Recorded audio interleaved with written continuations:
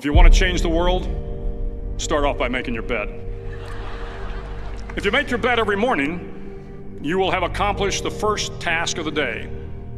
It will give you a small sense of pride, and it will encourage you to do another task, and another, and another. And by the end of the day, that one task completed will have turned into many tasks completed.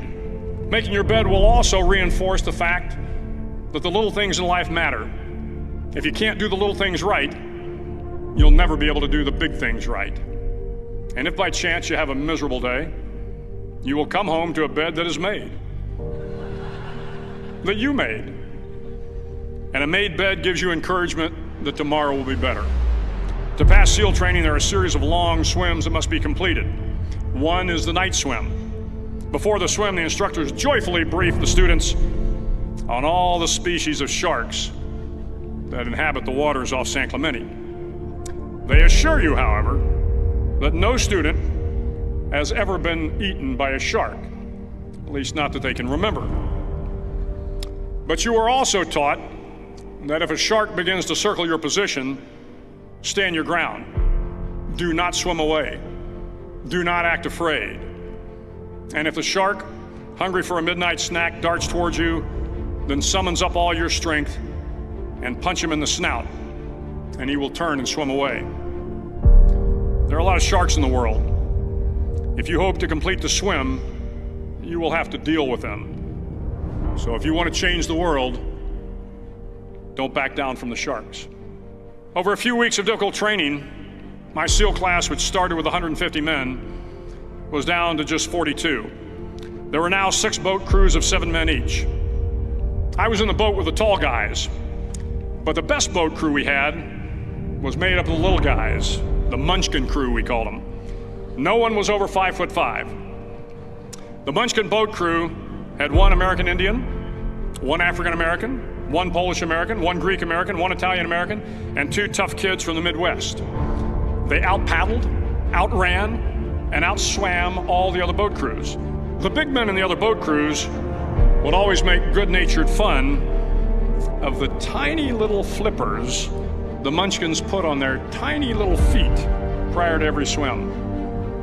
But somehow these little guys from every corner of the nation and the world always had the last laugh, swimming faster than everyone and reaching the shore long before the rest of us. SEAL training was a great equalizer. Nothing mattered but your will to succeed, not your color, not your ethnic background, not your education, not your social status.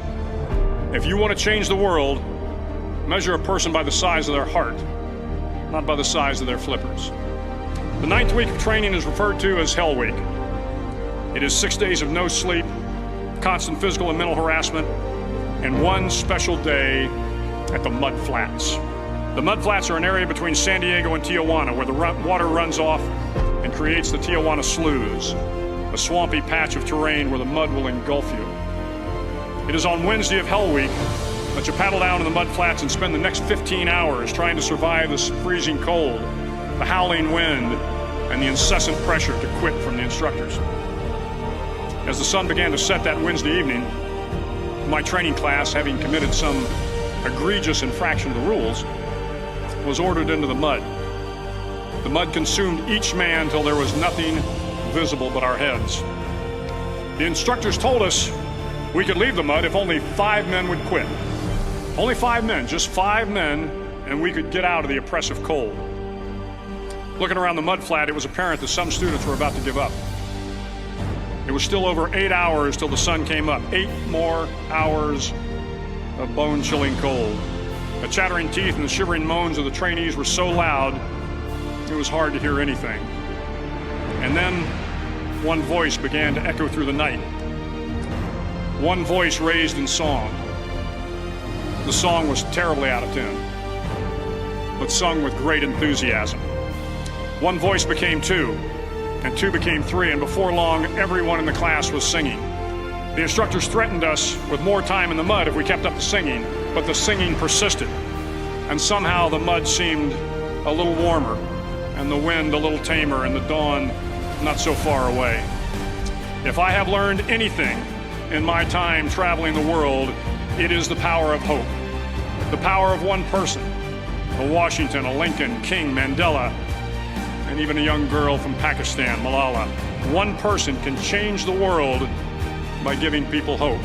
So if you want to change the world, start each day with a task completed. Find someone to help you through life. Respect everyone. Know that life is not fair and that you will fail often. But if you take some risks, step up when the times are the toughest, face down the bullies, lift up the downtrodden, and never ever give up. If you do these things, the next generation and the generations that follow will live in a world far better than the one we have today. And what started here will indeed have changed the world for the better.